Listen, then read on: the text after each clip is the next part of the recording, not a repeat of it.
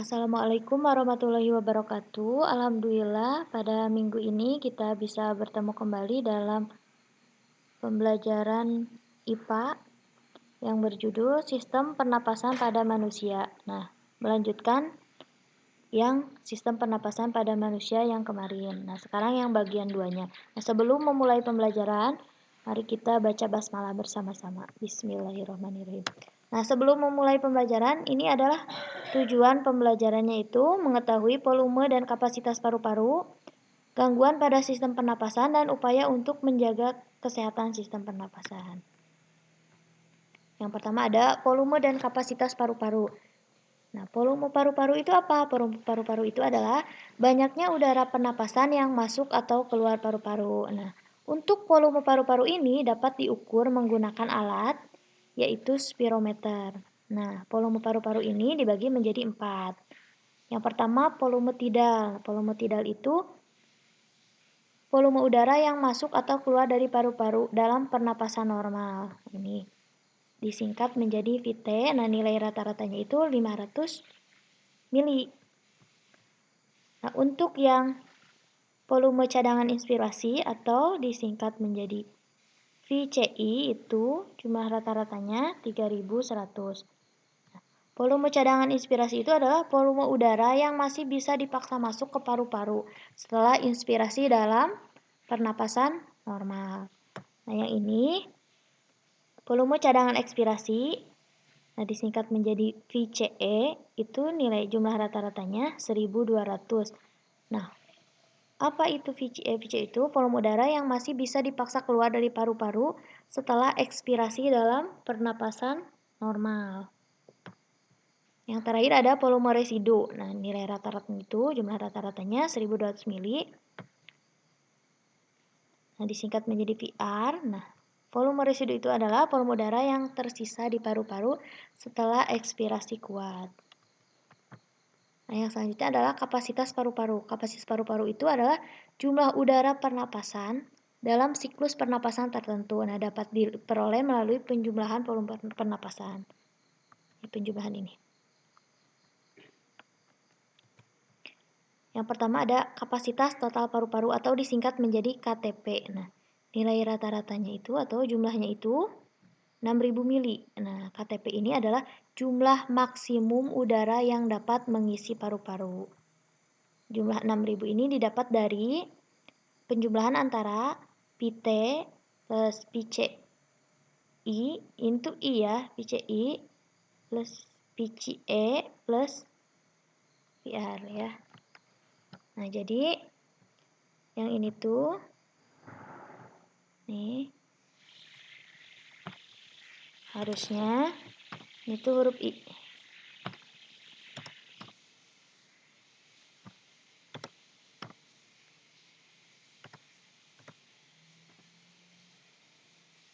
Huruf I tadi sampai sini ya.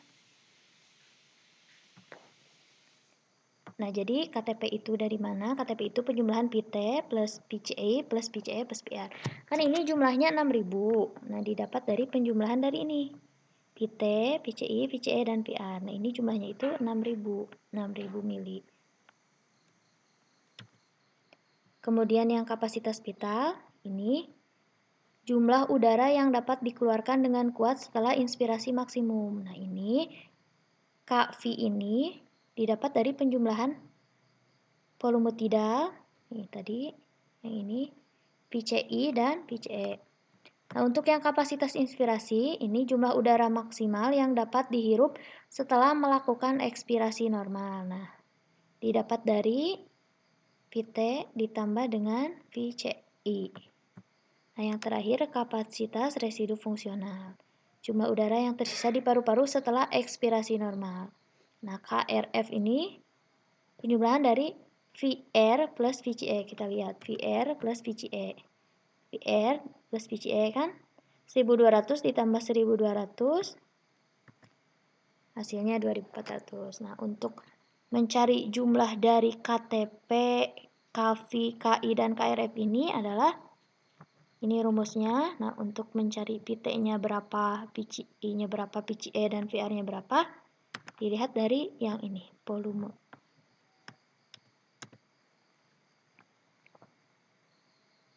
Nah, ini adalah grafiknya. Bisa dilihat nih, volume tidal.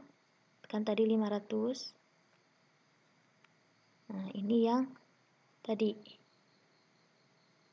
kapasitas total. Kapasitas total itu adalah penjumlahan dari PT, penjumlahan dari yang ini nih, PCI, sama volume residu, sama volume cadangan ekspirasi. Jadi jumlahnya itu segini. Dari sini ke sini angka 0 nih sampai angka 6. Ini kan dalam bentuk liter, berarti 6 liter atau 6000 mili.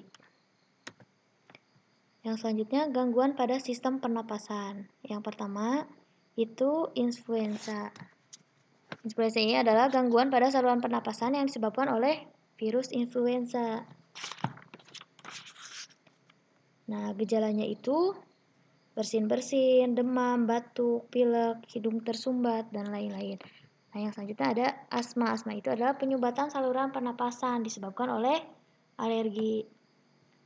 Yang ketiga ada bronkitis, radang pada bronkus disebabkan oleh infeksi. Faringitis, peradangan pada faring.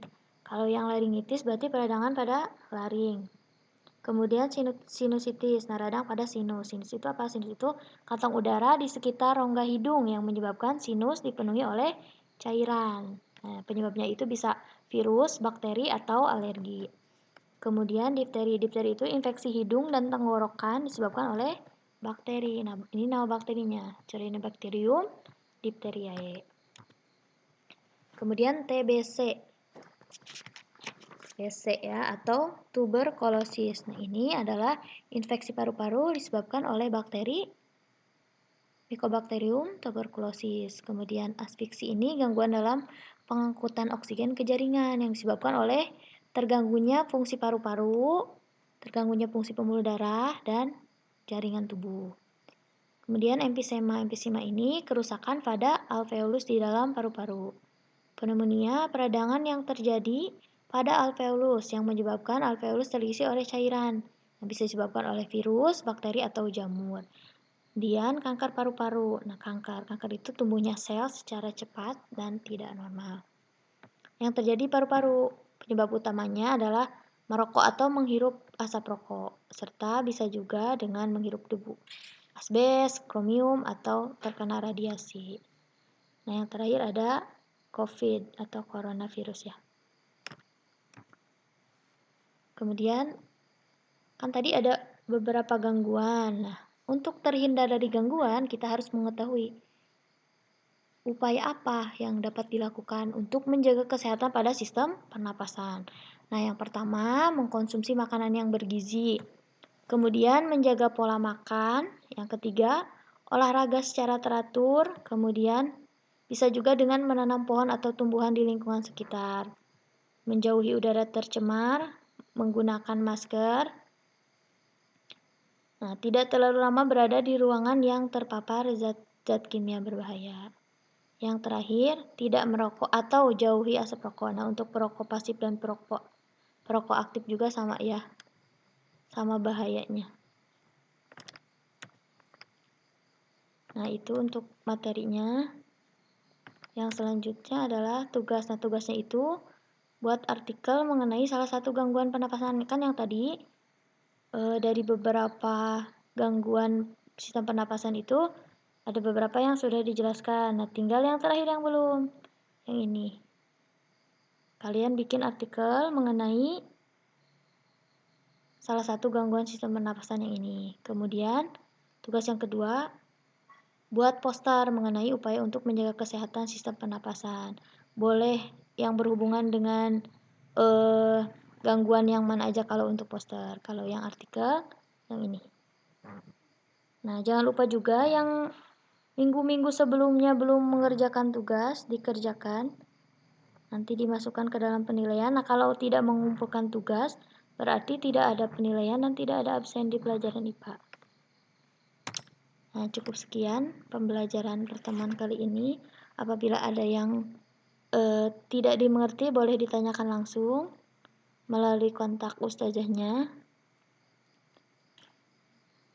Mohon maaf bila ada kesalahan. Syukron, wassalamualaikum warahmatullahi wabarakatuh.